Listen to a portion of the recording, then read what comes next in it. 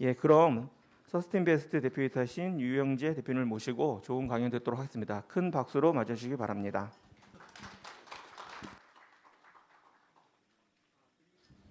예, 그리고 아직 그 방역 수칙에 의해 가지고 참석하신 분들은 모두 마스크 착용을 좀 하셔야 됩니다. 그리고 강연자분께서도 불편하시겠지만 마스크를 착용해야 한다니까 좀 해주시면 좋겠습니다.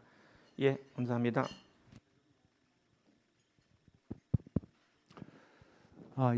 방금 소개받은 서스틴베스트의 유영재입니다. 제가 사실 말주변이 별로 없는데 마스크를 쓰면은 더 좀 말하기가 좀 불편한데 어쨌든 간에 최선을 다해서 열심히 제 생각하는 걸 말씀을 올리도록 하겠습니다.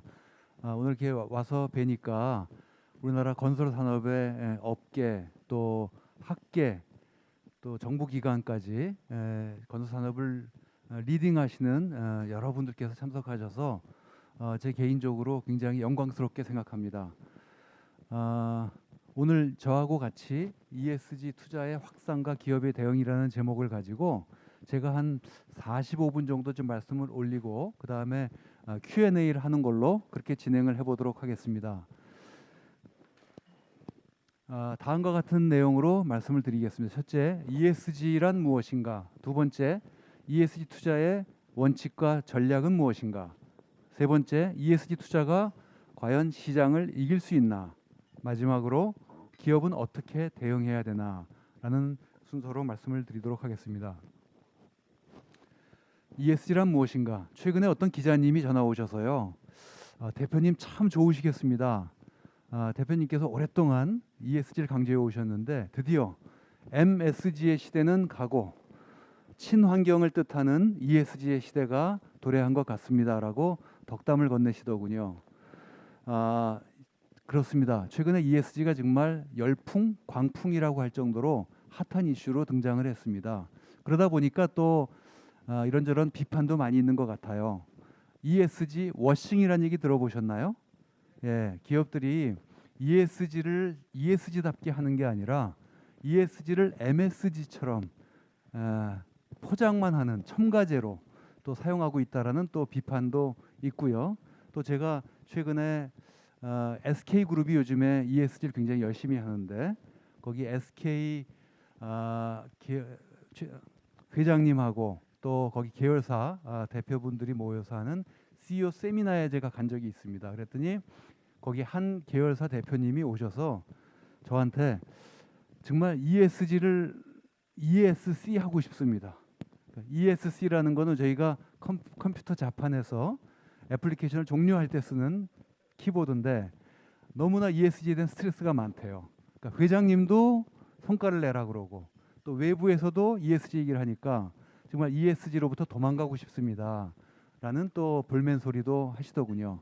어쨌든 간에 가히 ESG 광풍인데 이 광풍은 결코 지속 가능할 수 없다고 저는 생각합니다. 그래서 이 ESG에 대한 광풍이 지속 가능한 순풍으로 바뀌어서 우리 경제의 좀 체질을 바꾸는 또 한 단계 업그레이드 시키는 그런 좋은 바람으로 좀 바뀌어졌으면 하는 그런 바람을 갖고 있습니다. 자, ESG라는 것은 투자에서 나온 얘기입니다. 여러 가지 지금 저는 사실 ESG를 지금 20년 동안 공부를 하고 또 현장에서 제가 쭉 일을 해오고 있습니다만 갑자기 우리나라에 ESG 바람이 불다 보니까 좀 외람됩니다만 ESG 전문가가 사실 없는 상태에서 ESG 이슈가 뜨다 보니까 듣보잡이라고 그러죠. 갑자기 전문가들이 많이 생겼어요. 그러다 보니까 이분들이 자기들이 해온 분야에 예컨대 CSR을 해오신 분들은 CSR에서 라벨 가리만 하는 거예요. ESG로. 또 사회적 기업을 얘기하시는 분들은 또 라벨 가리만 해서 컨텐츠는 그냥 그대로 이게 ESG라고 전달을 하다 보니까 또 경영학을 하신 분 중에서 경영 전략을 해오신 분들은 또 경영 전략의 관점에서 또 마케팅을 해오신 분들은 마케팅의 관점에서 이게 ESG라고 얘기를 하니까 기업을 하시는 분들이 굉장히 혼란스러워 하시는 것 같습니다. 이 얘기 저희가 다 다르니까 어느 장단에 춤을 춰야 될지 모르겠다라는 또 하소연을 많이 하십니다. 그래서 저하고 오늘 같이 ESG가 지금 뭔가에 대해서도 좀 말씀을 좀 드리도록 하겠습니다. 자, 제 인생을 바꿔놓은 한 권의 책이 있습니다. 저는 사실 증권회사에서 애널리스트, 또 상품운영, 또 영업까지, 그러니까 증권맨으로 14년 동안 일을 했었습니다. 그러다가 제가 40이 넘어서 2000년도에 이러고 보면 제 연식이 나오죠. 그래서 2000년도에 제가 식구들을 데리고 런던에 유학을 가게 됐습니다. 회사에서 유학 기회를 줘서 가서 처음에 제가 이제 신문을 사서 봤는데 Socially Responsible Investment라는 단어가 저한테 딱 꽂혔습니다. 왜 꽂혔느냐? 아니 어떻게 사회 책임을 하면서 투자를 하지? 제가 한국에서 증권사에서 14년 정도 일을 할 때 제가 배웠던 것은 선배들로부터 회사로부터 배웠던 거는 투자라고 하는 것은 수단과 방법을 가리지 않고 to maximize investment return, 투자 수익을 극대화하는 것이 투자라고 전 배웠었습니다. 그런데 사회 책임 투자라는 말은 저한테 어떻게 느껴졌냐면 똑똑한 바보라는 말처럼 저는 다가왔어요. 어떻게 똑똑한 바보가 말이 성립할 수 있을까? 사회 책임을 하면서 어떻게 투자 수익을 극대화하지? 저는 저한테 굉장히 생경하게 와서 관련된 책을 한 권 사러 이제 런던에 있는 한 서점가를 막 찾았어요. 그때만 해도 뭐 SRI라는 책이 영국에도 많지 않더군요. 근데 저한테 딱 그 잡힌 책이 바로 이 책이었습니다. Socially Responsible Investment, 부제로 A Global Revolution, 세계적 혁명. 이 책이 한 400페이지 정도 되는 책인데 이 책이 제 인생을 바꿔놨습니다. 그래서 저는 사실 런던에 가서 MBA를 하고 그 다음에 이제 다시 회사에 복직을 하든가 아니면 더 좋은 직장에 현지에서 취직이 되면은 거기에 스테이할 생각이었는데 이 책을 읽고는 바로 이거다. 내가 이거를 좀 제대로 공부해서 한국에 알려야 되겠다. 그러면 한국 자본주의가 좀 더 업그레이드 되지 않겠느냐라는 생각이 왔었어요. 그랬더니 저희 아내가 사회 책임 투자 이전에 가족 책임 투자부터 해야 된다라고 사실 저한테 비터를 놨습니다만 지금은 뭐 저를 가장 서포트하고 있죠. 그래서 제가 이 책을 한국에 돌아와서 2017년도에 몇몇 사람하고 같이 사회 책임 투자 세계적 혁명이라는 제목으로 번역을 해서 출판을 했습니다. 많이 팔리진 않았습니다. 그래서 이 사회 책임 투자에서 얘기하고 있는 것이 곧 ESG입니다. 그 내용을 뒤에서 좀 설명을 좀 드리겠습니다. 자, 여러분들 중에서 동학개미가 계실 줄 아마 압니다. 요즘에 주식 투자가 굉장히 인기가 많아서 자, 여러분들은 어떤 투자를 좀 하시겠습니까? 자, 왼쪽에는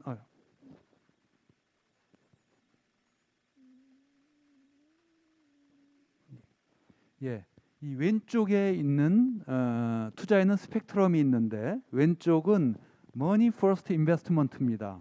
돈만 추구하는 거죠. 즉 돈은 많이 벌지만 사회적 가치가 마이너스인 투자입니다. 가장 대표적으로 마약 거래가 있을 수 있겠죠. 또 성매매, 아동노동이라든가 과잉노동을 통해서 인건비를 줄이면 수익성을 ROE를 더 높일 수 있겠죠. 이런 것들이 있을 수 있습니다. 그 대척점에 뭐가 있냐면 Impact and ESG First Investment 혹은 ESG First 비즈니스가 있을 수 있습니다. 이것은 뭐냐면 돈은 조금 화폐 가치로 표시되는 돈은 조금밖에 못 벌거나 아니면 아예 못 벌 수도 있습니다. 그렇지만 사회적 가치가 플러스인 투자입니다. 대표적으로 취약계층을 지원하는 사업이라든가 각종 돌봄 서비스, 사회적 기업, 뭐 소셜 벤처 이런 것들에 투자하는 것이 될 수 있습니다. 그 중간에 당장 돈은 덜 벌지 모르지만 장기적으로 큰 돈을 벌 수 있는 투자가 있습니다. 예컨대 뭐 재생에너지라든가 탄소 저감 기술이라든가 오늘 제가 오면서 BBC 라디오를 듣고 왔는데 지금 캅26가 지금 영국에서 열리잖아요. 그런데 아이슬란드 기업인데 대기 중에서 카본을 갖다가 이렇게 제거하는 그런 기술을 갖다 개발한 기업이 있다고 소개를 하더라고요. 어쨌든 간에 이런 탄소를 저감시키고 환경 부하를 낮추고 하는 이런 것들의 자원을 배분하는 투자가 있을 수 있습니다. 이것이 그냥 러프하게 말씀드리자면 이것이 ESG 투자라고 볼 수 있습니다. 자, 그러면 이 투자, 이 머니 퍼스트 투자라는 것은 후진국형 투자입니다. 후진국형 투자라는 것은 절대 빈곤에서 벗어나고자 하는 투자를 말합니다. 자, 이쪽에 있는 대척점에 있는 임팩트 앤 ESG 퍼스트 투자라는 것은 선진국형 가치지향적 투자입니다. 여러분들 잘 아시겠습니다만 올해 7월 달에 우리나라가 웅크타드라고 유엔 무역개발위원회 195개국 회원 만장일치로 우리나라가 개도국 지위에서 선진국 지위로 격상됐습니다. 우리나라가 이제 선진국이 됐어요. 또 최근에 제가 OECD 자료를 보니까 PPP로 따지면 우리나라가 일본을 앞선 거 아십니까? 1인당 GDP가 PPP로 따지면 1인당 GDP가 우리나라가 42,300불인가 한 500불 정도 됩니다. 일본이 42,100불인가 그래요. 그래서 우리가 일본을 한 300불 가량 앞섰어요. 이미 우리나라는 PPP 기준으로 보면 화폐 구매 가치로 구매력을 기준으로 보면 일본을 앞선 나라입니다. 또 K 시리즈가 요즘에 세계적인 유행을 끌고 있죠. 한류가 세계적인 유행을 끌고 있습니다. BTS 또 최근에 스쿼드 게임, 오징어 게임 이런 것들이 사실 엄청난 공전의 히트를 치고 있죠.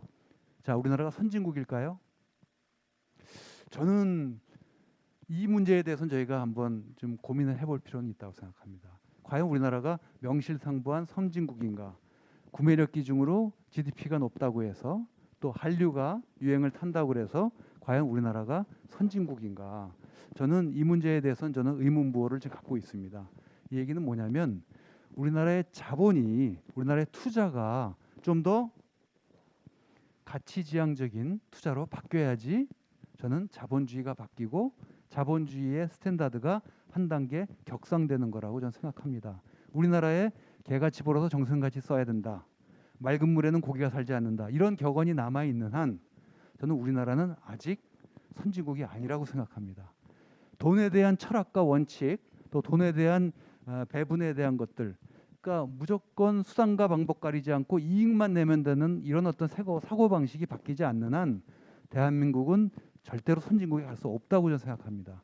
우리가 단기간에 물질적으로는 서구 사회를 캐치업했지만 문화나 의식이나 철학 또 사회적인 어떤 의식은 여전히 저는 후진국에 남아 있다고 머물러 있다고 저는 생각합니다. 자, 남양유업 이거는 신문에 보도가 된 내용이니까 제가 실명으로 말씀을 드리는 건데 제가 증권사 애널리스트를 할 때 남양유업은 최고의 우량주 중에 우량주였습니다. 그런데 2013년도에 대리점 갑질 사건이 터졌죠. 그러면서 소비자들의 불매 운동이 벌어지고 남양유업은 그 당시에 약 120만 원짜리 주식이었는데 그 이듬해 이 대리점 갑질 사건으로 소비자들 불매 운동이 벌어지면서 이듬해 400억 정도의 영업 적자를 기록했어요. 그 다음에 2016년도로 기억이 됩니다만 그 외손주의 그 마약 스캔들 사건이 또 터지면서 또 한 번 사회적 주목을 받았죠. 이듬해 2017년도에 770억의 영업 적자를 기록했습니다. 그러다가 최근에 불가리스 사태가 터지고 급기야는 홍원식 회장이 한앤컴퍼니라는 사모펀드에 경영권을 매각하겠다라는 발표를 했는데 그 발표를 하기 무섭게 그 다음날 상한가를 쳤어요. 그래서 주가가 약 120만 원짜리 주가가 25만 원까지 6분의 1 토막가량 폭락을 했고 꾸준하게 경영권을 넘긴다고 하니까 상한가를 치고 75만 원까지 치솟았어요. 물론 최근에 경영권 넘기는 문제 가지고 또 갑론을박이 있는 것 같습니다만 이 얘기는 뭐냐면 시장에 있는 투자자들이 안 그런 것 같지만 기업의 오너 리스크라든가 또 기업의 어떤 레퓨테이션이라든가 브랜드 이미지라든가 이런 부분 소비자들과의 어떤 릴레이션십이라든가 이해관계자 관계관리라든가 이런 부분들을 시장에서 반영해 주고 있다는 겁니다.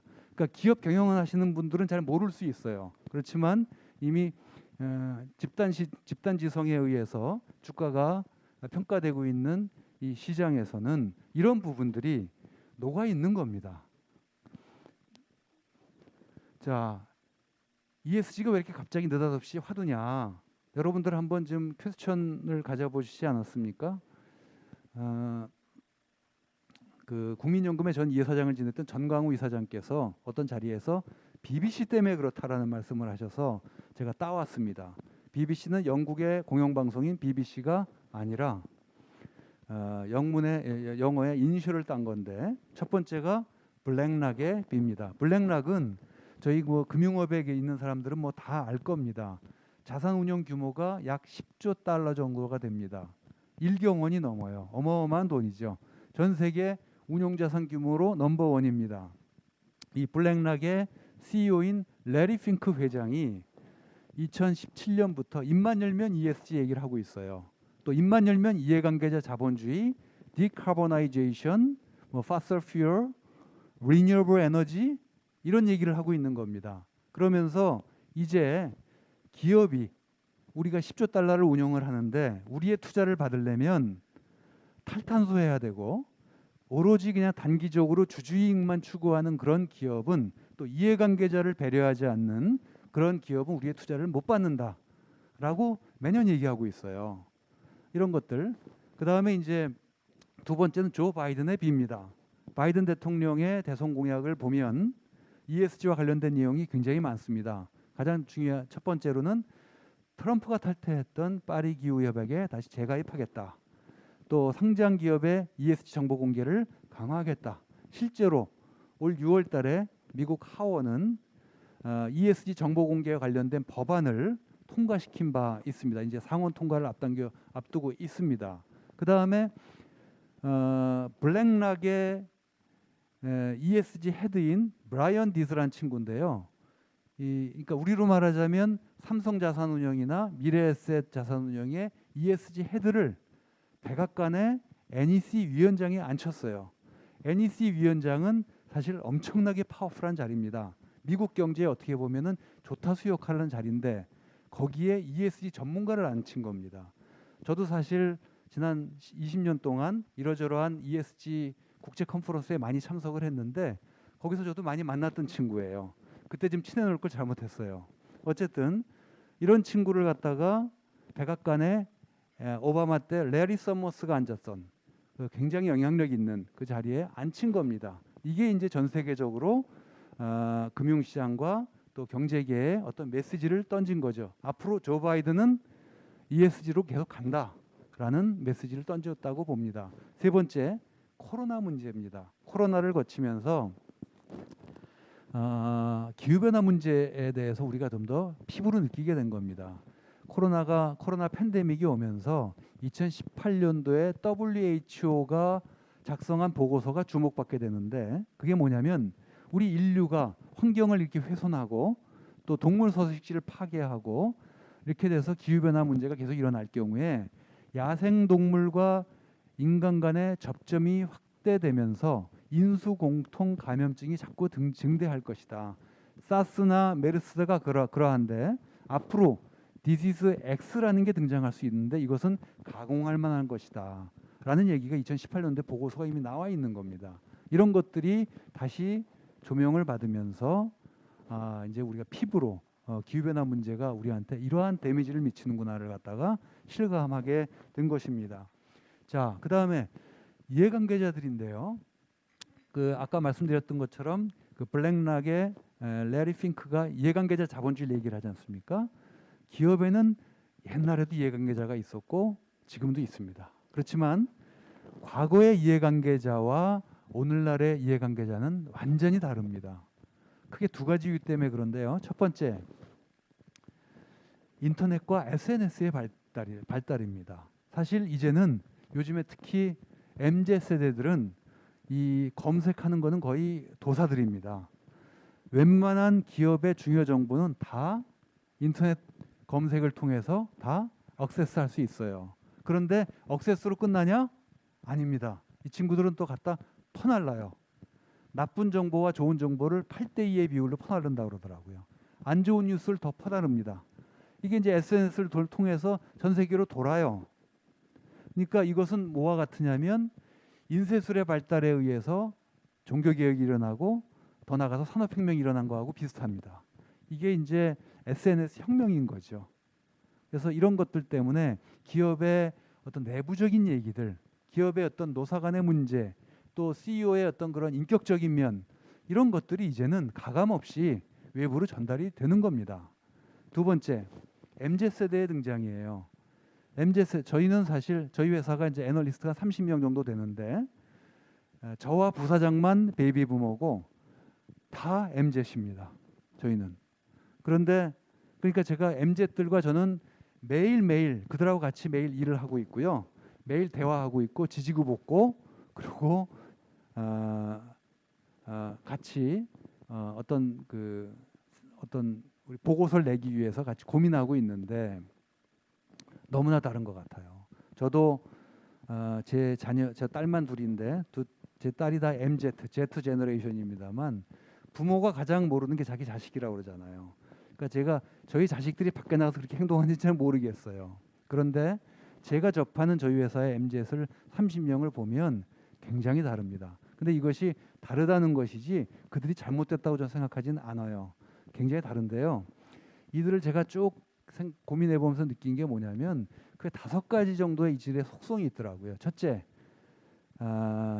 공정성을 굉장히 중요하게 생각합니다. 그러니까 저희 베이비 부모들이 민주주의라는 어떤 가치를 가지고 우리가 학생 운동을 하고 했던 것처럼 이들은 그 이상이에요. 공정성. 두 번째, 다양성, diversity. 그다음 equity, 형평성에 반합니다. 뭐 이런 얘기들. 그다음에 포용성. 그러니까 MZ들 포용성의 문제. 그다음에 소수성에 대한 포용성. 그다음에 환경성임, 친환경성. 저만 해도 점심 때 제가 ESG 회사를 하지만 귀찮아서 텀블러 들고 안 나가거든요. 근데 이 친구들은 거의 예외 없이 물론 저희 회사는 ESG를 하니까 좀 더 그런 의식이 강할 수도 있습니다. 그런데 텀블러를 들고 나가서 항상 커피를 사서 받아가지고 와요. 그러니까 훨씬 저희 베이비 부모보다 이들은 환경에 대한 인식들이 굉장히 강합니다. 그러니까 우리만 해도 절대 빈곤 상황에서 자랐기 때문에 이 어떤 물질적인 거에 대한 거에 가치를 많이 두지만 이 MZ들은 이미 우리나라가 중진국, 선진국, 개도국 이상의 시대에서 자라난 세대이기 때문에요. 가치관이 완전히 다릅니다. 이 부분을 잘 여러분들이 생각하셔야 돼요. 그래서 이들은 이런 가치관 하에서 직업도 구해요. 저희 회사에 지금 30명 중에서 제가 볼 때는 한 25명은 삼성이나 국내 최고의 금융기관에서도 일할 수 있는 정도의 친구. 실제로 삼성에 있다 저희 회사 온 친구도 있고요. 3일회계 법인에 있다가 공인회계사인데 연봉을 3분의 1을 손해 보면서 저희 회사 온 친구도 있고요. 또 금융지주에서 변호사로 있다가 대표님 저는 변호사 안 하고 ESG 애널리스트 하고 싶어 해서 온 친구도 있습니다. 제가 1년을 말렸어요. 왜냐하면 우리 회사 언제 망할지 모른다. 그런데 너 거기서 결혼까지 해서 아이까지 둘이나 있는데 연봉을 갖다 네가 지금 받는 거에서는 3분의 1밖에 못 준다. 그래도 원래 1년 동안 따라다니는 거예요, 저를. 제가 이제 사실 대학에서 강의를 좀 많이 하거든요. 제 제자였습니다. 제 제자였는데 주말반에 이 친구가 MBA 과정을 하다가 제 강의를 한 학기 듣고 계속 따라다니는 거예요. 저희 회사 오겠다고. 그래서 제가 1년 동안을 제가 막다가 결국은 올 1월 달에 제가 승낙을 해서 저희 회사 지금 조인을 했어요. 너무너무 열심히 일해요. 근데 가치관이 달라요. 이 친구들은 경제적인 게 목적이 아니에요. 그러니까 이런 친구들은 돈 가지고 절대 매니지 못합니다. 나름대로 가치관이 있거든요. 그래서 이들은 그런 가치관을 가지고 직업을 구하고 또 그런 가치관 하에서 소비도 합니다. 여러분들 지금 건설회사 계신 분들 많이 계시는데요. 이제는 MZ세대들한테 여러분들이 아파트를 갖다 만약에 판다. 그러면 이 MZ의 가치관을 정확하게 이해하셔야 됩니다. 거기에 맞게 여러분들을 포지셔닝 하지 않으면은 이 사람들은 아파트 분양가만 보고 뭐 분양 가격만 보고 사지를 않습니다. 그 브랜드를 사고 그 브랜드가 또 그 기업이 어떤 철학을 갖고 있는 기업인가를 반드시 따진다는 거죠. 그리고 이제는 여러분들 아시겠습니다만 작년에 또 좀 4대 그룹 중에서 3년 차인가요? 입사 3년 차 직원이 성과급 배분의 문제를 가지고 CEO와 모든 임직원들에게 이메일을 보내버렸어요. 도대체 무슨 기준으로 성과급을 배분했느냐. 사실 우리 MZ라면 베이비 부모는 상상도 못할 얘기입니다. 근데 지금 MZ들은 그걸 다 따져요. 어쨌든 간에 지금 그래서 이런 MZ이 이제는 밀레니얼 세대의 맏형이 이제 40이 넘었습니다. 여러분들 한 40살 때를 한번 생각해 보세요. 그때면 이제는 스스로 리더라고 생각을 하거든요. 이제 중견입니다. 그렇기 때문에 이게 이제 베이비 부머 CEO나 임원분들이 이런 생각을 못 해요. 못 합니다. 근데 저는 이들하고 지지구복구 하면서 제가 한 회사 지금 15년째 하고 있어요. 그러면서 제 생각을 바꾸지 않으면 이들은 절대 못 바꾼다라는 생각이 가지고 저는 사실 이제 MZ화 돼 있는 것 같습니다. 제 생각 자체가. 여러분도 빨리 바꾸셔야 됩니다. 생각의 모드를. 자, 조금 이건 뭐 다른 얘기인데, 자, 그럼 MZ과 베이비는 뭐가 다르냐? 베이비 부머는 상사가 시키면 시키도록 한다. MZ 세대 상사가 지시해도 이유는 알아야 되겠다. 회사의 발전은 나의 발전, 회사와 나는 별개다. 선공후사, 선사후공. 회식도 일이다. 회식은 점심때 비싼 걸로다. 디지털 기술 낯설고 두렵다. 디지털 기술은 신나고 편하다. 임원 승진을 목표로 한다. 소확행, 워라벨이 최고다. 그러니까 이런 것들, 그러니까 MZ의 등장으로 인해서 지금 ESG가 이렇게 확산되고 있다는 겁니다. 자, 그다음에 CSR과 ESG의 뿌리는 같지만 그 결은 다르다. 제가 앞서서 말씀드렸던 것처럼 CSR, 사회적 책임, 기업의 사회적 책임, 또 지속 가능 경영 얘기를 하다 요즘엔 느닷없이 ESG 얘기를 해요. 그럼 뭐가 다른지 이런 어떤 궁금증 안 가보셨나요? 뿌리는 같습니다. 곧 지속 가능성을 추구하는 거예요. Sustainability, Sustainable Development. Sustainable Development라는 뜻은 뭔가요? 즉 미래 세대에게 피해와 또 미래 세대에게 이익을 훼손하지 않고 현 세대의 이익과 필요를 추구하는 겁니다. 근데 이제까지 대한민국은 지난 해방 이후로 지난 한 60년, 70년 동안 미래 세대를 저희가 생각할 겨를이 없었죠. 여유가 없었습니다. 현 세대가 지금 굶어 죽고 있는 상황이었기 때문에 그러니까 우리는 현 세대의 니즈만을 충족시키면서 빨리 여기까지 온 거예요. 그런데 이제는 우리가 미래 세대를 생각을 해야 된다는 겁니다. 그래서 기본적으로 이 네 가지 단어는 Sustainable Development를 추구를 하는 건데 간단히만 말씀드리자면 CSR이나 지속 가능 경영은 기업이 해도 되고 안 해도 되는 겁니다. 자발적으로 하는 거예요. 하면은 좋죠. 브랜드 이미지가 좀 제고되고 기업의 평판이 높아질 수 있습니다. 그렇지만 ESG라는 거는 뭐냐? 이것은 이제는 해야 되는 겁니다. 왜냐? 시장의 메커니즘이 바뀌고 있어요.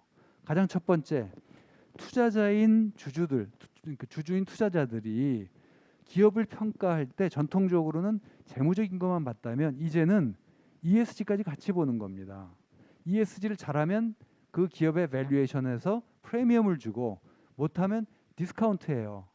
그 다음에 세금 같은 탄소 국경 조정세가 들어오고 탄소세도 우리나라도 지금 뭐 대선 주자들 보니까 탄소세 도입한다는 얘기 나오지 않습니까? 탄소 배출권 거래가 이제 점점 무상할당에서 유상할당이 늘어날 겁니다. 그래서 이제는 C는 제가 이런 얘기를 많이 하고 다니는데 C is C, 카본 is cash입니다. 또 G is G, green is green. 앞에 그린은 환경이고 뒤에 그린은 달러를 뜻하는 그린입니다. 이런 거죠. 그리고 제가 모 상장 회사의 사회이사를 맡고 있는데 저희가 에폭시 수지 글로벌 넘버 2 회사예요. 매출 한 1조 5천억 하는 회사인데요. 작년에 이 에폭시 수지라는 게 자동차 또 페인트 도료 거기에 반드시 들어가는 소재들인데 글로벌 도료 1위, 2위 업체가 네덜란드, 노르웨이에 있습니다. 근데 거기서 레터가 왔어요.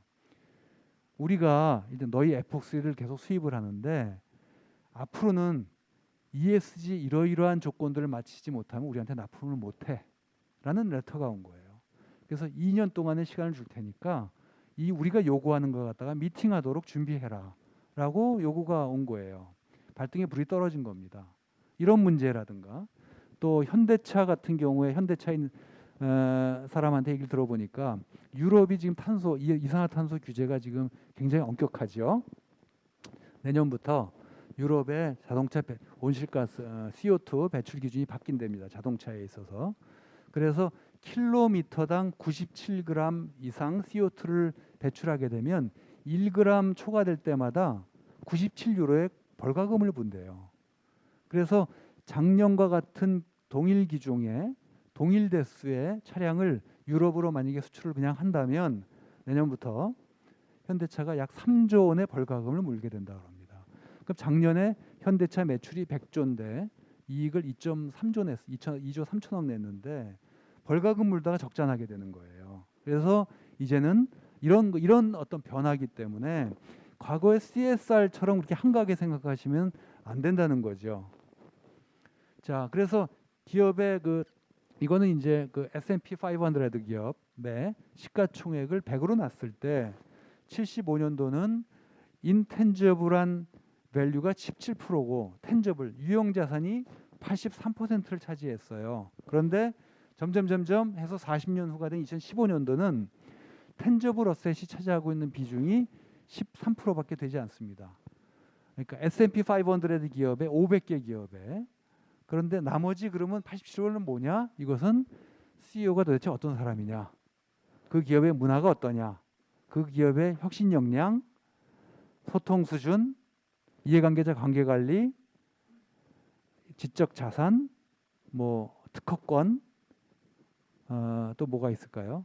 기업 지배구조, 뭐 이런 부분들을 시장에서 더 평가를 해주고 있다는 겁니다. 이것은 뭐냐면 경제의 패러다임 시프트를 반영하고 있는 거예요. 기업의 부가가치 창출이라는 것이 이때만 해도 산업화 시대이기 때문에 유형 자산을 통해서 밸류 크리에이션이 이루어졌다면 지금은 인텐저블한 부분에서 기업의 그 부가가치가 창출되는 그런 시대로 바뀌었죠. 이런 부분들을 시장 참가자들은 반영을 해주고 있는 겁니다. 밸류에이션 상에. 그래서 기업 가치가 이렇게 된다는 거고 이거는 이제 아마존하고 월마트인데 월마트는 매장들이 많죠. 아마존은 매장이 없는데 최근에 M&A를 많이 하면서 자산이 많이 늘어났더라고요. 그래서 보면은 아마존하고 월마트하고 이 시가총액 그 차이를 보면은 사실 엄청나요. 시장에서 보면은 아마존을 훨씬 더 그 아마존의 마켓 캡은 제가 이게 한 달 전에 조사한 건데 1.7 트릴리언 US 달러 정도 되는 거죠.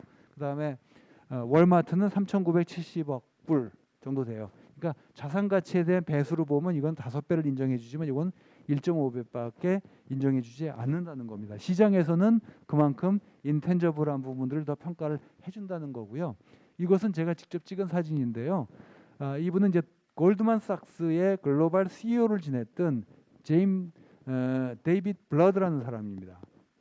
이 사람을 제가 2016년도에 찍은 건데 이 사람이 골드만삭스에서 CEO 하면서 고액 연봉을 받다가 어느 날 갑자기 엘고와 함께 런던에서 제너레이션 인베스트먼트라는 자산운용사를 2004년도에 설립하게 됩니다. 그러니까 이 사람이 그런데 이 제너레이션 인베스트먼트라는 건 뭐냐면 ESG 인베스트먼트를 하겠다는 거예요. 엘고는 잘 아시다시피 기후변화의 또 전도사 중에 하나죠. Inconvenient Truth라는 다큐멘터리 영화를 기획하기도 했고 그래서 이 사람이 이제 고액 연봉을 포기하고 제너레이션 인베스트먼트라는 ESG 자산운용사 설립한다고 했더니 골드만삭스 보드 멤버들이 일제히 아르 크레이지라고 이렇게 외쳤다고 합니다. 어쨌든 간에 이 사람이 이름을 왜 제너레이션이라고 줬냐고 물어봤더니 자기가 골드만삭스에서 평생 일하면서는 넥스트 쿼터밖에 보지 못했다는 거예요. 그런데 내가 투자 의사결정을 할 때 넥스트 제너레이션 우리 손자 손녀들이 살아갈 이 땅을 미칠 영향을 내가 고려해서 투자하는 회사를 만들어야 되겠다. 그래서 제너레이션이라고 이름을 줬다고 했습니다. 굉장히 감동을 많이 받았고요. 그다음에 이분은 이제 영국을 대표하는 또 경제금융학자인데요. 존 케이입니다. 존 케이가 Other People's Money라는 책을 갖다 2015년도에 냈어요. 이 책이 이제 아마존에서 머니 마켓 앤 매크로 이코노미 부분에서 6개월 동안 넘버원 베스트셀러였습니다. 이 책을 제가 2017년도에 번역을 했어요. 금융의 딴짓이라고 제가 번역을 했습니다. 저 책에서 일관되게 얘기하고 있는 것이 존 케이가 말하고 있는 것이 뭐냐면 금융이 그 본령에서 일탈했다고 얘기하고 있습니다. 금융의 본령은 뭐냐? 금융에 크게 네 가지 기능이 있잖아요. 첫째, 페이먼트 기능이 있고 자금 중개 기능이 있고 리스크 매니지먼트 기능이 있고 자산 운용 기능이 있습니다. 그런데 가장 중요한 건 자금 중개 기능이에요. 돈을 갖고 있는 사람과 돈을 필요로 하는 사람 중간에서 연결시켜주는 인터미디어리 기능을 하는 겁니다. 금융이. 그런데 이 인터미디어리들이 남의 돈을 가지고 불필요한 서비스를 만들고 상품을 만들고 금융 서비스, 뭐 금융 상품 만들고 파생 상품을 만들어 가지고 자기들끼리 사고 팔고 하면서 고리를 떼고 있다는 거예요.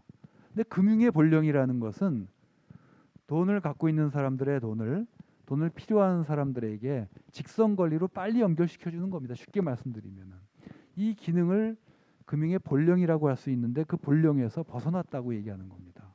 그걸 회복해야 된다. 그걸 회복하기 위해서 스튜어십 코드라는 걸 얘기를 하고 있고 ESG, Universal Ownership, 뭐 Fiduciary Capitalism 뭐 이런 얘기를 하고 있어요.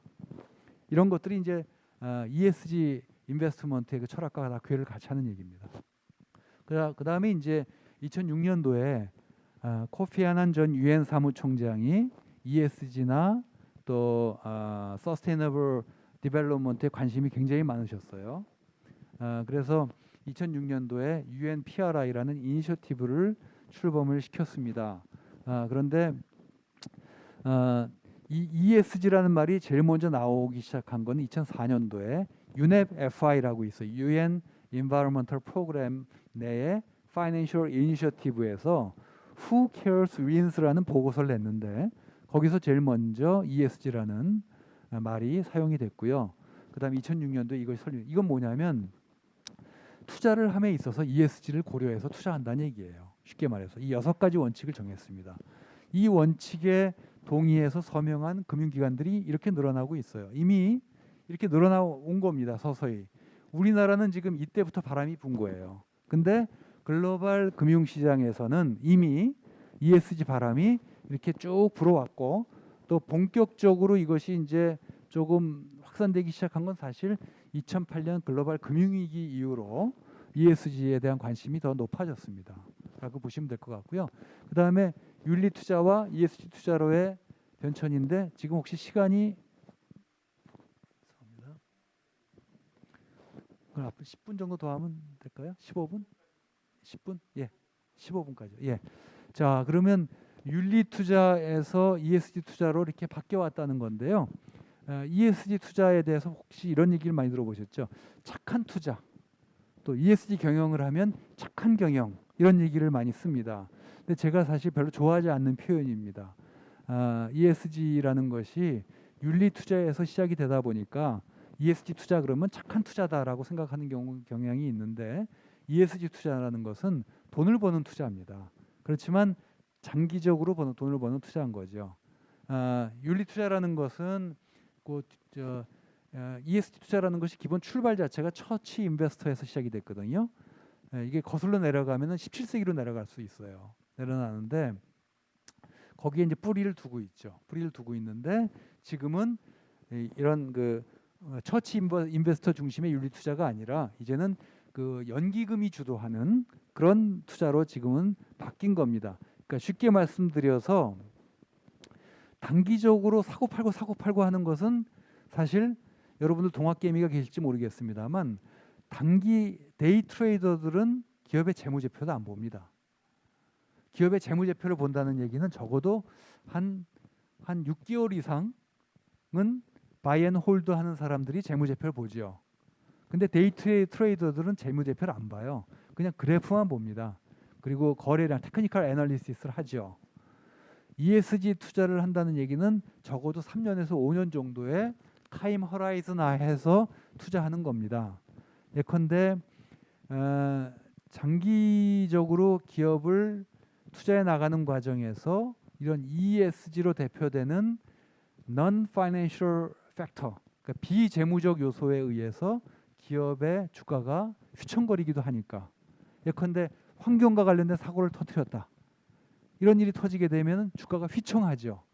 그러니까 장기 투자자의 입장에서는 ESG를 고려 안 할 수 없게 된 것입니다. 그래서 장기 투자자가 도입하고 있는 오늘날의 ESG 투자와 처치 인베스터가 중심이 되고 있는 윤리 투자는 사실 굉장히 다르다는 얘기고요. ESG의 원칙인데 이게 이제 1760년도에 영국의 존 웨슬리라는 감리교를 창시한 분인데 이분이 다음과 같은 유명한 말을 합니다. 돈과 관련된 The Use of Money라는 제목의 글에서 Gain all you can, 돈을 마음껏 벌어라. 돈 버는 건 결코 죄가 아니다. But not at the expense of your conscience. 그렇지만 내 양심을 속이면서 벌지 말고. 그러면서 그 당시에 노예무역 같은 거, 그 다음에 취미보이, 어린아이들을 젊은 소년들, 어린 10살 미만의 소년들을 벌거벗겨서 굴뚝 청소를 시키는 거라든가 이런 거는 양심을 속이는 거다. Not at the expense of our neighbor's wealth.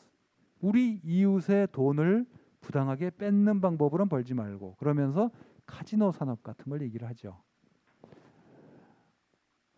도박 산업. 그다음 not at the expense of our neighbor's health. 내 이웃의 건강을 뺏는 방법으로는 벌지 말고 그러면서 담배, 술 이런 거를 지목합니다. 그러나 다행스럽게도 와인하고 맥주는 괜찮다고 그랬습니다.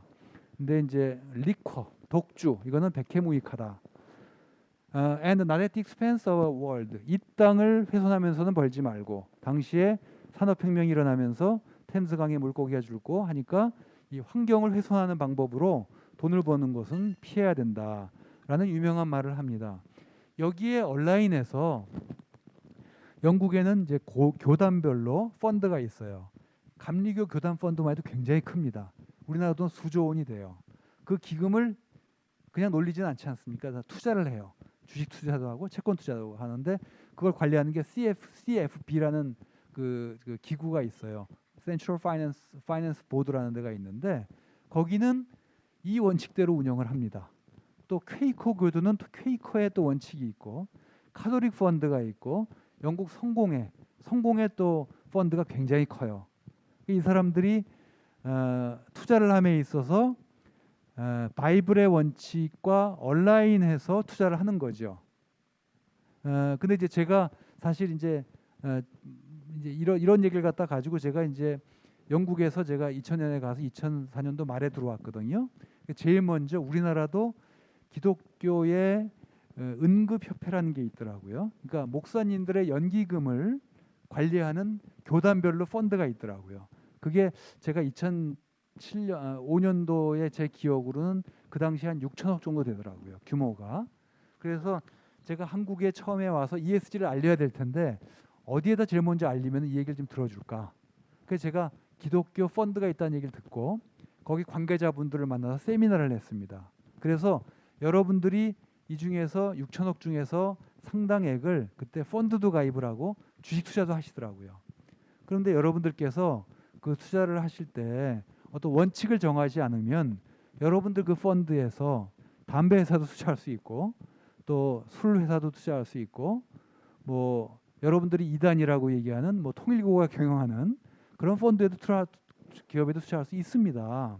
라고 했더니 그 돌아오는 반응은 뭐냐면은 아니 KTNG가 돈만 잘 버는데 강원랜드가 영업이익이 얼마나 높은데 이런 거예요. 그러니까 이게 우리나라는 저는 그런 얘기를 많이 하고 다닙니다만 펀드는 들어왔지만 펀드의 철학과 펀드의 그 바탕에 있는 그런 원리는 들어오지 않은 것 같아요. 그냥 펀드만 들어온 겁니다. 우리나라는 원칙이 없는 거죠. 우리나라는 어쨌든 간에 근데 이제 금융 선진국이라고 하는 영국과 유럽에서나 서구에서는 그 원칙과 온라인에서 실제로 운영을 하고 있는 거를 제가 봐서 굉장히 저한테는 임프레시브했습니다. 자, 그다음에 워렌 버핏 너무나 유명한 분이죠. 워렌 버핏의 그 투자 원칙을 제가 사실 증권사 애널리스트 할 때 그때는 사실 워렌 버핏과 관련된 책을 구하기가 너무 어려웠어요. 근데 제가 원서를 주문을 하고 주문하면 뭐 한 달 보름 있다가 오면은 그 책을 또 읽고 그랬던 기억이 납니다. 제가 제일 존경하는 투자자예요. 근데 워렌 버핏의 책을 제가 ESG를 하고 나서 다시 한번 읽어봤더니 워렌 버핏의 투자 철학이 ESG하고 상당히 궤를 같이 하더라고요. 첫 번째, 세 가지로 압축할 수가 있는데요. 나는 무덤까지 가져갈 주식을 고른다. 그만큼 장기 투자한다는 얘기입니다. 여러분들 중에서 혹시 동학개미가 계실지 모르는데 제가 맨날 하는 얘기입니다. 여러분들 스마트폰에 깔려 있는 증권사 애플리케이션부터 당장 제거하십시오. 여러분이 돈을 진짜 주식 투자를 통해서 벌고 싶으시다면 스마트폰 가지고 사고팔고해서는 한때 기분만 내는 겁니다. 절대로 제가 절대로라면은 안 쓰거든요. 근데 제가 35년 동안 제 투자해 온 사람이에요. 그리고 제 주위에 굉장히 투자로 해서 돈 번 사람도 있고 대부분의 거의 95%는 투자로 해서 거의 다 패가망신한 사람들입니다. 예, 한때만 기분만 좋아요. 그리고 한때 그 기분 좋은 게 족쇄가 돼서 그게 마약이 되고 중독이 돼서 거기에 손을 못 대는 게 주식 투자입니다. 워렌 버핏이 하는 얘기는 뭐냐면 무덤까지 가지고 주식을 고르는 거니까 한 번 기업을 살 때는 정말 인덱스하게 분석하라는 얘기예요. 정말 잘하는 기업. 그리고 이 단말기 주식시장을 보는 게 아니라 기업을 봐야죠. 그러니까 여러분들이 많이 투자를 하신다면 건설업 전문가시니까 건설업에 대해서는 전문성이 있으시잖아요. 그 안에서 잘하는 기업을 깊이 분석해서 한 번 사면은 내가 은퇴 후까지 가져갈겠다라는 생각을 가지고 투자를 하셔야 된다는 거고요. 두 번째가 나는 벤자민 그라함과 필립 피셔로 구성됐다라고 말합니다. 즉 벤자민 그라함은 워렌 버핏에게 컬럼비아 대학원에서 재무 분석의 기초를 가르쳤던 스승이고요. 또 필립 피셔는 비재무적인 측면을 잘 분석해서 신화적인 수익률을 올렸던 천재적인 투자자입니다. 이 얘기는 뭐냐면 나는 기업을 볼 때 재무적인 것만 보는 게 아니라 비재무적인 것도 같이 본다는 얘기고요. 세 번째, 나는 쉐어홀더가 아니라 쉐어 오너다라는 말을 씁니다. 이 얘기는 뭐냐면 오너십을 갖고 있는 거죠. 주식을 사면 의결권이라는 게 있고 주주권이라는 게 따라옵니다. 근데 대부분의 투자자들은 이걸 거의 행사하지 않죠.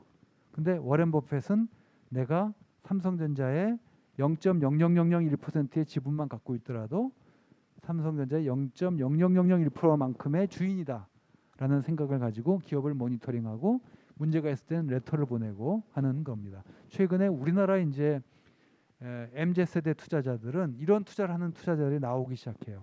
저희 회사 연락도 많이 옵니다. 기업한테 우리가 레터를 보내고 싶어요. 어떻게 하면 되겠습니까? 이런 얘기들도 많이 오거든요. 연락이. 이제는 우리나라 이제 MZ들이 이제 바뀌는 것 같아요. 좀 여담입니다만 저희가 이제 MZ들에 대해서 우려 섞인 눈으로 많이 보잖아요. 저는 우리나라 제너레이션 중에서 가장 똑똑하고 가장 현명한 세대가 저는 MZ라고 저는 생각합니다. 물론 개인주의적인 면은 있어요. 그게 우리랑 좀 다른 거죠. 굉장히 개인주의적인 게 굉장히 강하지만 이 친구들이 굉장히 뛰어나요. 저는 그래서 우리나라의 미래가 저는 있다고 생각합니다. 자, 그다음에 ESG의 장기 세 가지 핵심 원칙인데 이건 넘어가도록 하겠고요. ESG가 시장을 이길 수 있을까? 이게 폭스바겐 사건이 반면교사입니다. 폭스바겐 디젤 게이트가 터졌을 때 한 달 사이에 시가총액이 30% 가량이 줄어들었어요. 돈으로 한지금 우리나라 40조 가량이 증발해 버렸습니다. 이런 것들. 그다음에 여러 가지 연구 결과들이 있어요. ESG를 잘하는 기업이 재무 성과도 장기적으로 보면 더 좋다라는 연구 결과들이 있습니다. 그다음에 MSCI라고요. 인덱스 업체인데 세계적인 넘버원 인덱스 업체인데 여기서 지수를 내요. 그런데 ESG 리더 기업에 속하는 그런 기업의 주가 궤적과 일반 기업의 주가 궤적을 따져보면 slightly ESG 리더 그룹의 주가가 조금 앞섭니다. 성과가. 그 다음에 저희 서스트인베스트에서는 국내 최초로 저희가 15년 동안 상장기업 1000개 ESG 분석을 해서 제가 내는데 저희가 상위 AA 등급, A 등급의 주가가 이게 빨간색입니다. 이걸 보면은 코스피보다 이게 아웃퍼폼하고 있어요. 우리나라 펀드가 많이 나와 있습니다만 펀드 메이저라는 그 프로페셔널한 펀드 메이저들이 운영을 해도 시장을 이기는 펀드는 한 20%밖에 되질 않아요. 그만큼 마켓을 아웃퍼폼하는 게 어렵습니다. 그런데 AA, 싱글 A 기업만 우리가 해서 주가를 보더라도 이게 시장을 이기고 있다는 것 갖다 제가 실증하고 있다라는 걸 말씀드릴 수 있습니다. 이런 연구. 기업은 어떻게 대응해야 되는가? 자, 여러분들 중에서 지속 가능 보고서 발간하는 기업들이 많이 있잖아요. 사실 저희 투자자들은 잘 안 봅니다. 왜냐하면 지속 가능 보고서라는 건 밸런스가 중요해요. 밸런스는 뭐냐? ESG와 관련돼서 어퍼튜니티도 얘기해야 되지만 리스크 측면도 얘기해 줘야 되고 또 잘하고 있는 것도 얘기해야 되지만 위크 포인트도 얘기를 해줘야 되는데 우리나라 지속 가능 보고서는 거의 대다수가 그냥 홍보 머티리얼처럼 이것이 보고가 되고 있어서 잘 안 봐요. 여러분들도 직원들 뽑을 때 인터뷰를 하시는데 자기소개서에 자랑질만 하면 그 자기소개서가 별로 신뢰가 안 가잖아요. 자기 실패한 얘기도 좀 쓰고 또 자기가 자기 약점도 좀 써서 그렇지만 그걸 갖다 어떻게 자기가 극복하려고 하고 또 극복해 왔는지를 적어 놓는 게 훨씬 설득력이 있잖아요. 우리나라 지속가능 보고서가 자랑만 하고 있는 자기소개서와 비슷해요.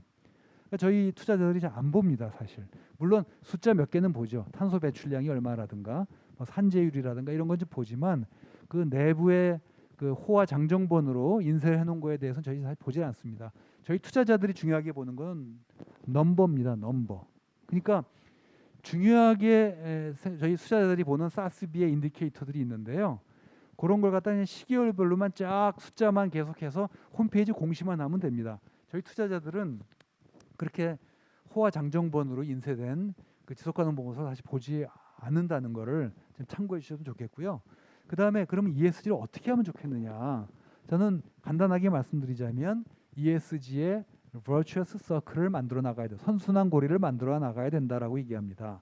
즉 상장 기업 같은 경우에는 이제 여러분들 주주 중에서 ESG 투자자들이 아마 있을 겁니다. 그런 데를 잘 아이덴티파이 하시고 리스트업 하셔서 그들과 정기적이고 유기적인 대화를 나누십시오. 또 저희 같은 평가 기관하고도 유기적인 대화를 나누는 게 굉장히 좋습니다.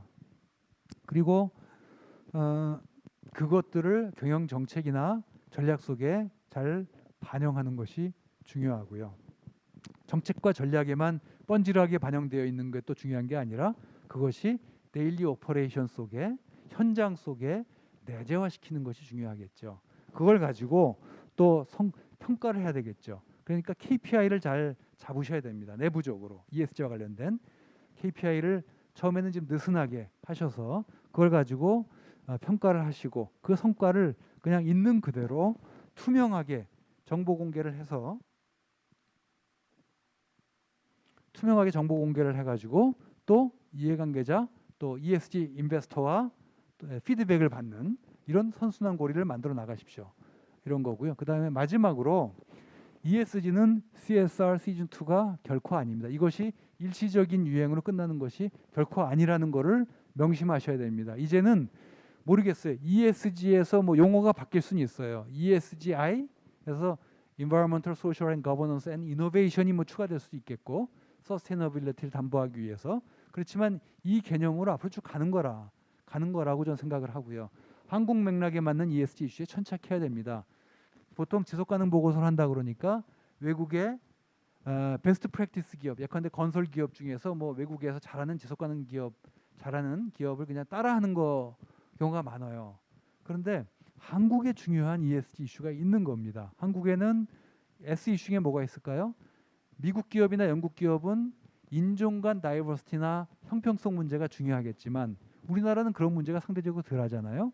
우리나라는 저는 젠더 간의 양성평등 문제, 여성에게는 보이지 않는 직장에 존재하는 유리천장 문제 이런 것들이 한국이 굉장히 심각한 문제입니다. 실제로 영국의 이코노미스트가 매년 The Glass Ceiling Index라는 걸 발표해요. 유리천장 지수를 발표하는데 우리나라가 부동의 꼴찌입니다. 지난 10년 동안 부동의 꼴찌예요. 이런 게 정말 선진국이 아닌 거를 저는 방증하는 거라고 생각하거든요.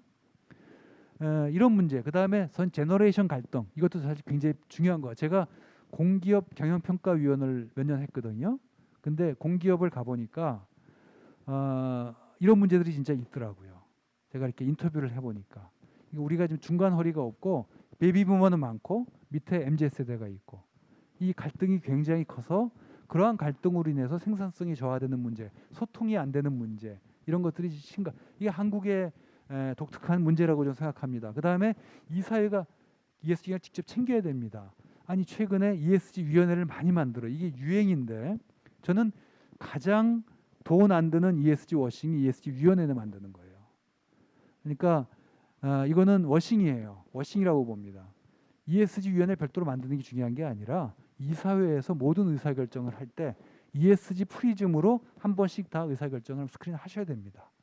이 사회가 직접 챙겨야 된다는 거고요. 그 다음에 IR 파트가 중요하고 한국적 상황에서는 G가 중요합니다. 유럽 친구들은 환경 그중에서 기후변화가 중요하지만 저는 우리나라는 거버넌스 이슈가 저는 제일 중요하다고 생각합니다. 좀 더 상장 기업이면 상장 기업 다 와야 되는데 상장 기업이 프라이빗 컴퍼니처럼 우리나라 운영이 되고 있는 측면이 있어요. 물론 뭐 영미하고 우리가 동일선상에서 비교할 문제는 아니에요. 아니지만 이슈가 중요하다. 그 다음에 섹터의 스페시픽한 건설업이라면 건설업의 스페시픽한 ESG 이슈가 있어요. 그거는 여러분들이 Sustainable Accounting 스탠다드 보드 SASB라는 데도 있고 GRI라는 데도 있는데 거기 가보면 여러 ESG 이슈 중에서 건설업의 중요한 이슈들이 또 나와 있습니다. 그런 거에 좀 더 역점을 두고 ESG 경영을 추진하시면 더욱더 인풋 대비 더 아웃풋을 낼 수 있지 않겠나 생각을 합니다. 예, 이것으로 제 강의를 마치도록 하겠습니다. 감사합니다. 네, 시간이 좀 지나긴 했지만 질의응답 시간 좀 갖도록 하겠습니다. 질문 있으신 분은 예.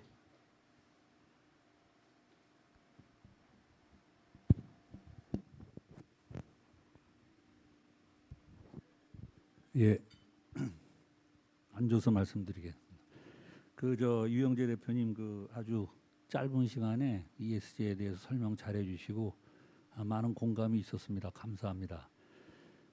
저는 이제 주로 퍼블릭 섹터에서만 근무를 해서 이런 거를 이제 하면은 공기업 같은 데서는 아까 경영평가도 많이 하셨다는데 경영평가 보고서에 이런 게 잘 써 있어야 경영평가 점수를 잘 받아야 성과급이 많이 나오니까 그런 데는 잘 먹혀 들어갈 것 같아요. 그리고 또 민간 기업도 대기업은 또 여러 가지 정부의 어떤 연결돼 있는 것들이 많아가지고 대기업들 한 10여 개 대기업들은 잘 쫓아갈 것 같아요.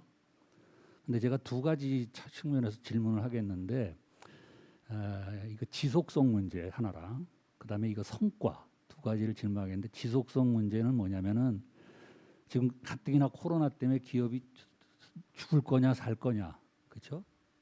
그런 게 지금 굉장히 중요하다고 보는데 과연 ESG가 먼저냐 기업의 생존이 먼저냐 할 때는 이것도 9호에 그치다가 조금 가면은 흐지부지 되지 않겠느냐. 물론 아까 2018년에 레리 핑크가 CEO들한테 연례 서한을 보내면서 강조했고 우리나라도 대통령께서 직접 ESG 경영 확산을 원년으로 삼겠다 올해를 그렇게 발표를 하셨는데 과연 이게 대응이 기업이 이게 지금 코로나 같이 이런 상태에서 특히 건설기업은 더 그런데 이게 과연 지속이 제대로 돼 갈 수 있겠느냐 하는 의문이 하나가 들고 또 하나는 아까 재무 성과를 기본으로 하는 기업 경영과 ESG 경영을 했을 때 그게 비례한다. 그런 어떤 성과물이 있어야 주주들한테도 설득이 되지. 민간 기업 같은 경우는 제가 공기업에서 CSR 할 때는 뭐 그런 대로 찬성도 했지만 야, 그 돈을 나한테 더 줘야 되는 거 아니야? 주주들이 그렇게 얘기하는 사람들도 있거든요. 그래서 CSR 할 때도 그거 민간 기업에서 그저 막 눈치 봐가면서 했는데 민간 기업에서는 과연 그것이 연속성이 있겠느냐는 게 굉장히 궁금합니다. 그래서 그거 두 가지 관점에서 좀 전망을 왜냐하면 앞으로 우리 대표님께서는 많이 전도사 역할을 많이 해야 될 것 같아요. 이 문제에 대해서. 근데 대기업보다도 그보다 수준이 좀 낮은 그런 기업들한테 해서 이렇게 하면 훨씬 너희들이 재무적인 성과도 좋아지지만 이걸 통해서 더 좋아질 수 있다는 거가 결과적으로 보여야지 하지. 지금 당장 죽을 판인데 하겠느냐 하는 그런 의문이 좀 들어요. 그거에 대한 우리 대표님의 좀 전망치가 좀 얘기해 주셨으면 좋겠습니다. 예, 아주 좋은 말씀인 것 같습니다. 예, 사실 저도 그런 질문들을 받는데 사실 답변하기는 사실 쉽지는 않은 것 같아요. 어쨌든 대기업 같은 경우는 리소스가 있고 또 여러 가지 어떤 재무적인 여력이 있기 때문에 ESG 경영에 자원을 배분할 수 있지만 당장 지금 죽고 사는 문제, 서바이버빌리티의 문제를 고민하는데 서스테너빌리티를 고민할 여력이 없는 그런 중견 중소기업 이하의 기업들한테 사실 ESG라는 거는 구두선 내지 굉장히 공허한 얘기인 거는 사실입니다. 그래서 제가 드리고 싶은 말씀은 그 기업 경영이라는 거에도 왕도가 없잖아요. 그리고 어떤 일률적인 어떤 그런 경영 원칙이 다 모든 기업에 통용되고 적용 가능한 그런 원칙이 있는 건 아닌 겁니다. 경영이라는 거. 마찬가지로 ESG 경영도 그렇습니다. ESG 경영이라는 것이 최근에 우리나라 정부에서 산자부에서 KESG를 도입을 해서 표준화하겠다라는 얘기인데 저는 제가 정부에다가 감히 이런 얘기를 못 하기가 쉽지 않지만 제가 언론에다가 인터뷰도 했어요. 이거는 정말 코미디다. 어떻게 정부가 그러니까 ESG와 경영과 관련된 것 같은 지표를 만들고 그걸 가지고 어떻게 표준적인 지표를 만들고 그거 가지고 줄 세우겠다는 얘기냐, 평가를 하겠다는 얘기냐, 이게 말이 안 된다. 마찬가지로 기업은 기업의 사이즈에 따라서 또 그 기업이 글로벌 기업이냐, 로컬 기업이냐, 또 비즈니스 모델이 어떠냐, 또 B2B냐, 뭐 B2C냐 등등에 따라서 다 달라요. 그러니까 자원이 부족한 그런 기업은 자기의 몸집에 맞게, 자기의 체력에 맞게, 또 자기의 여력에 합당하게 ESG를 하면 되는 겁니다. 그러니까 저희도 상장기업 1000개 기업을 평가하지만 1000개 기업 내에는 삼성전자와 같은 진짜 글로벌 넘버원 기업도 있지만 시가총액 뭐 한 500억 전후로 또 있는 또 중견 중소기업도 있거든요. 그거를 동일한 잣대를 저에게 들이댈 수는 없어요. 그래서 저희가 사실 기업 규모를 저희는 고려해서 또 등급을 부여합니다. 핸디캡을 주는 거죠. 골프로 치면. 그래서 이게 지금 우리나라가 이게 문제인데 그래서 지금 GRI에서 요구하는 여러 가지 수백 개 인디케이터가 있어요. 그걸 보고 기업의 경영자들이 우리가 감당 가능하겠다. 이 지표는, 이 일은, 이 ESG와 관련된 거는 그것부터 하나하나씩 해나가시면 좀 된다고 생각을 합니다. 지속 가능성을 갖다 기업의 생존 가능성을 훼손하면서 ESG 경영을 하라는 그거는 말도 안 되는 얘기죠. 그렇게 ESG가 도그매틱하게 돼서는 안 된다고 저는 생각을 하고요. 두 번째로는 그 과연 ESG를 했을 때 과연 성과가 나느냐 뭐 이런 문제인데 여러 연구 결과가 있고 사실 그 말씀만 가지고 제가 사실 카이스트 경영대학원에서 그 강의를 오랫동안 했거든요. 사실 제가 한 학기 동안 그 얘기를 가지고 재무적으로 제가 설명하는 강의를 했어요. 제한된 시간에 제가 말씀드릴 수는 없습니다. 그렇지만 굉장히 많은 연구 결과에 따르면 단기적으로는 손해가 있어요. 그래서 제가 아까 그 SK 그 CEO 세미나 갔더니 그 최태원 회장님 앞에서 그 CEO 분들이 ESG 경영을 발표하라 그러니까 저는 그때 어떤 생각이 좀 들었냐면 죄송합니다. 혹시 SK 계신 분 계신지 모르겠는데 좀 제 개인적으로는 좀 학예회하는 느낌이 좀 들었어요. 그러니까 뭐냐 그 원대하고 야심찬 그런 ESG에 대한 계획을 갖다 말씀하시는데 구체적으로 그러면 그걸 갖다 어떻게 달성하겠다. 로드맵까지도 있어요. 그렇지만 로드맵보다도 더 구체적으로 마일스톤이 있어야 되고 마일스톤을 세우려면은 우리가 ESG를 하는 과정에서 손해 보는 게 있거든요. 예컨대 포스코 같은 경우가 우리나라 전체 온실가스 우리가 7억 2천만 톤 배출합니다. 작년 기준으로 포스코 혼자서 7천만 톤 배출해요. 우리나라 전체 온실가스의 10분의 1을 포스코가 배출합니다. 그럼 우리나라가 지금 당장 2030 지금 그 탄소 저감을 2018년 기준으로 40% 하겠다고 발표를 했고 또 탄소 중립 기본법이 도입이 됐고 2050 탄소 중립을 선언을 했어요. 포스코 같은 경우는 지금 엄청난 지금 아마 데미지를 입을 겁니다. 그러면 포스코가 그러면 생산을 덜 할 것이냐?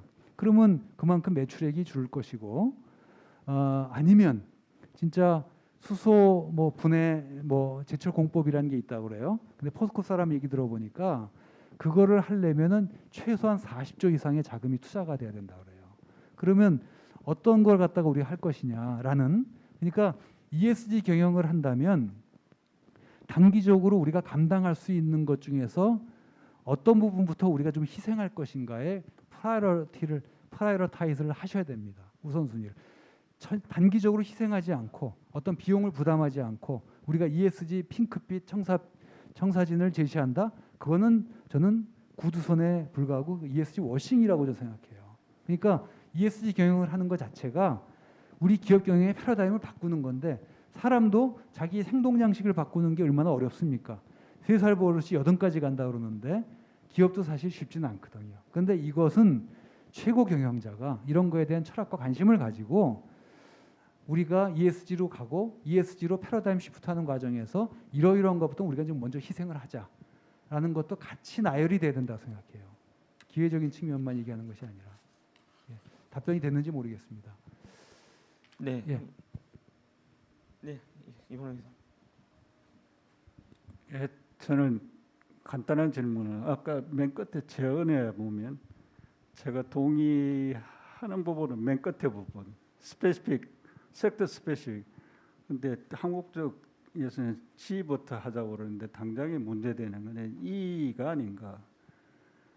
뭐 한국 밖으로 보면 중국하고 인도가 아마 온실가스 배출하는 게 60에서 70%될 것 같아요. 그리고 일반적으로 그 두 나라를 잡지 않으면 적극적으로 동참하지 않으면 당장에 우리나라 건설에서 보면 철강 문제, 원자재 문제가 생기고 그다음에 물류 대란이 요수수 때문에 생기거든요. 이게 전부 다 이하고 관계되는 거 아닌가 싶거든요. 그런 이슈를 ESG 관점에서 어떻게 보세요? 예,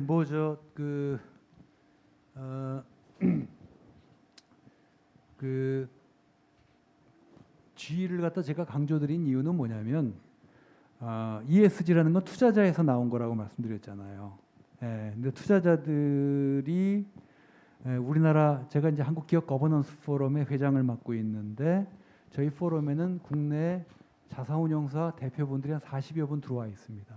근데 그분들하고 제가 얘기를 나눠보면 이분들이 공개적으로는 얘기를 못해요.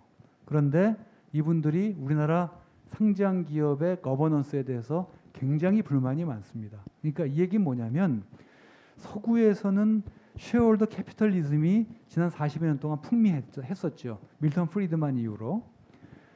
그리고 그래서 어떻게 하면 주주들에게 제대로 된 그 환원을 할 것인가에 대한 고민을 많이 해왔고 그 과정에서 거버넌스 논의가 되어 왔어요. 그러다가 최근에는 이제 미국의 정경련이라고 할 수 있는 BRT 비즈니스 라운드 테이블도 이해관계자를 중시하는 거로 바꾸겠다라고 이미 2019년도에 선언을 했고, 레리 핑크도 얘기하면서 주주자본주의에서 이제 이해관계자를 강조하는, 또 환경을 강조하는 쪽으로 가고 있어요. 근데 그거는 서구의 발전 경로이고 우리나라는 아직 소수주주들의 이익을 제대로 보장해주고 주주들에게 환원해주는 이 주주자본주의가 아직 제대로 들어오질 않았습니다. 그게 아직 확보가 안 된 거예요. 그렇기 때문에 투자자들 입장에서는 우리 돈을 가지고 환경보호하고, 환경보호는 아니지만 사회공헌 활동하는 거에 대해서 아직 어그리를 못합니다. 우리나라 투자자들은. 그래서 우리나라는 주주자본주의도 제대로 달성을 하고 또 이런 환경 문제라든가 이해관계자 자본주의도 같이 해야 되는, 두 마리 토끼를 잡아야 되는 그런 과제를 현재 안고 있다고 저는 생각합니다.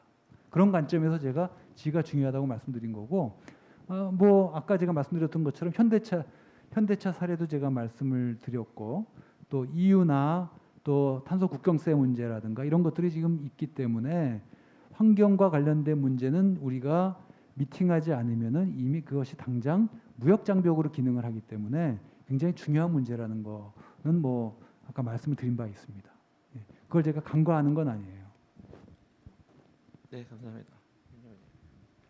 예, 아이고 좋은 강의 많이 잘 들었고요. 저는 한미글로벌 김종훈인데요. 평가 지표에 관한 말씀을 질문을 드리겠는데 뭐 많이 하는 질문이지만 지금 글로벌하게도 그렇고 국내에도 평가 기준이 제멋대로거든요. 그래서 그 ISO 같은데 ESG를 갖다 표준을 만들어 놓은 게 있는 걸로 알고 있는데 글로벌하게 또 국내에서 어떻게 평가 지표를 표준화하는 그런 움직임이 어떤지 그거에 대해서 말씀해 주시고 조금 전에 이봉남 교수가 질문한 거하고 이제 같은 맥락인데 이 우리나라 같은 거는 특히 가버넌스 경우에 산업화 그 역사도 짧고 그리고 아주 그 보기 드문 세계적으로 보기 드문 여러 가지 세법이 있거든요. 예를 들면 상속세 같은 거는 지배주주일 경우에 한 85%인가 65%까지 65%. 뭐 하여튼 60%인가 뭐 얼마를 저거 세금으로 내야 되니까 기업의 지배 지속 가능성이 없단 말이에요. 없어진다. 그래서 그런 상황에서 지위만 강조하고 또 한국적인 여건을 어떻게 반영할 거냐 이런 문제가 있으니까 거기에 대해서도 간단하게 좀 답변을 해주십시오. 감사합니다. 예. 일단은 그 평가 이게 두 가지가 이제 좀 혼동하시는 게 있으신 것 같아요. 전 세계적으로 지금 ESG 평가 기관 또 평가 지표를 내는 데가 600개 정도 된다 그럽니다. 근데 이제 그 평가 기관들 간의 평가 결과의 코릴레이션이 굉장히 낮아요. 그러니까 재무적인 거에 비해서. 그건 국내뿐만 아니라 외국도 그렇습니다. 그러니까 한신평, 한기평, 뭐 나이스 기업 평가에서 재무적 측면으로 기업의 신용 등급을 하는 것은 상당히 상관관계가 높습니다. 그러니까 비슷하게 나온다는 얘기예요. 그런데 국내는 이 한국기업지배구조원, 우리 서스틴베스트, 대신경제연구소 보면은 동일한 기업에 대해서 다른 레이팅을 하는 경우가 굉장히 많고요. 그 편차도 커요. 이런 것들에 대해서 이제 언론에서 비판을 많이 하고 그러다 보니까 KESG 평가 지표를 만들어서 표준화돼야 되지 않느냐라는 코미디가 나오는 거예요. 그런데 이걸 두 가지를 보셔야 됩니다. 기업이 ESG 정보 공개하는 가이드라인은 표준화할 필요가 있습니다. 이거는 이제 외국에도 뭐 GRI라는 게 가장 제일 먼저 생겼거든요. 글로벌 리포팅 이니셔티브. 그러니까 ESG 정보 공개를 하라 그러는데 어떤 걸 갖다가 ESG 정보 공개해야 되는 게 너무 막연하잖아요. ESG라는 게 굉장히 스펙트럼이 넓은 이슈인데 그렇기 때문에 섹터별로 이러이러한 이슈는 공시해라라고 나온 게 뭐 GRI고 IRRC고 환경과 카본과 관련해서는 CDSB가 있고 TCFD가 있고 뭐 지금 지난달에 이번에 캡26에서 이번 달에 IFRS 재단에서 ISSB를 론칭했어요. 이게 뭐냐면 IFRS 재단에서 기업이 ESG 정보 공개하는 뭔가 표준화된 가이드라인을 만들어야 되겠다 해서 보드를 이니셔티브 출범을 한 겁니다. 거기서는 이제까지 다 제각각 그러니까 IRRC라는 데도 있고 또 GRI도 있고 사스비도 있고 다 제각각이었어요. 그걸 통합을 해서 기업의 정보 공개 가이드라인을 표준화하겠다는 움직임이 있습니다. 이거 전 시간이 많이 걸릴 거라고 보지만 바람직하다고 봅니다. 그게 가야 돼요. 그러면 보통 이제 재무제표가 기업의 이제 회계 기준에 의해서 재무 정보 공시를 하잖아요. 그러면 그걸 가지고 평가 기관들이 증권사 셀사이드 애널리스트들은 그 기업을 평가합니다. 그래서 삼성전자 뭐 밸류에이션 뭐 타겟 프라이스 뭐 10만 원. 어떤 애널리스트는 5만 원 이렇게 하지 않습니까? 이것도 차이가 있는 겁니다. 그렇지만 계속 시장과 동떨어진 평가를 하는 셀사이드 애널리스트는 결국 도태될 것이고 시장을 잘 예측하는 애널리스트는 도미넌 플레이어가 될 것입니다. 시장 메커니즘에 의해서. ESG 평가가 그와 똑같습니다. 같다면 오히려 더 이상한 거예요. 저희 같은 경우에는 지배구조를 좀 중요하게 봅니다. 그런데 외국의 서스테널리틱스 전 세계 세 개 대표적인 평가 기관이 있거든요. 서스테널리틱스, 모건 MSCI, 그다음에 비주얼 아이리스. 그런데 여기 보면은 평가 지표가 다 다르고요.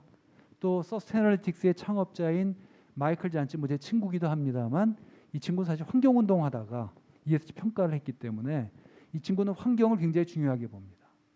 그래서 평가 기관마다 어디에 더 가치를 두느냐에 따라서 가중치 체계가 다르기 때문에 결과는 다르게 나오는 것이 당연한 겁니다. 그렇지만 그것이 시장의 그 기업을 정확한 ESG 평가를 제대로 못한다면 시장으로부터 외면당하겠죠. 이렇게 보시면 돼요. 인덱스 같은 경우도 지금 다우존스 인덱스가 있고 러셀 1000이 있고 S&P 500가 있지만 미국에도 인덱스가 굉장히 많았어요. 그렇지만 미국의 경제 상황을 잘 예측하고 있고 담아내고 있는 것이 이 세계 지표이기 때문에 자연스럽게 이것이 하나의 표준화된 도미넌트한 시장을 지배하는 인덱스로 자리매김한 거거든요. ESG도 앞으로 이제 초기 국면이기 때문에 앞으로 저는 그런 과정을 따라갈 거라고 저는 생각을 합니다.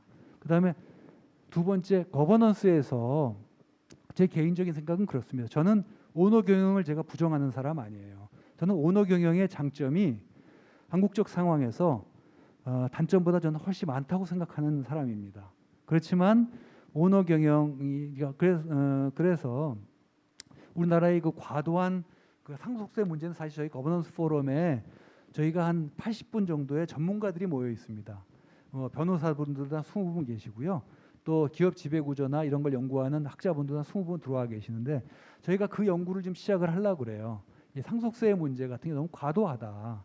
이런 부분들을 좀 낮춰주고 그렇지만 기업이 편법과 불법을 통해서 경영권을 갖다 물려주기 위해서 예컨대 우리나라 지금 자본시장법은 삼성물산 제이모진 합병 사건이 있었고 또 다른 최근에 LG화학의 그 분할 문제도 있었고 최근에 SK 쪽도 이노베이션 분할 문제가 있는데요.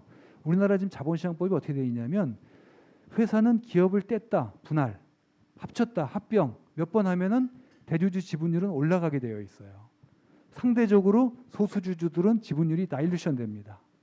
이런 일들이 최근 벌어지고 있고요. 그러니까 우리나라 자본시장이 계속 불명예스럽게 코리아 디스카운트 얘기를 듣는 이유가 시장이 커지질 않는 거예요. 그러니까 일반 투자자들이 일시적으로는 돈이 들어오지만 대주주들은 저런 식으로 뗐다 붙였다 몇 번 하고 그다음에 지난 20년 동안은 또 CB 저가로 발행시켜주고 일감몰해주기 하면서 대주주들이 계속 지분율을 높여왔잖아요.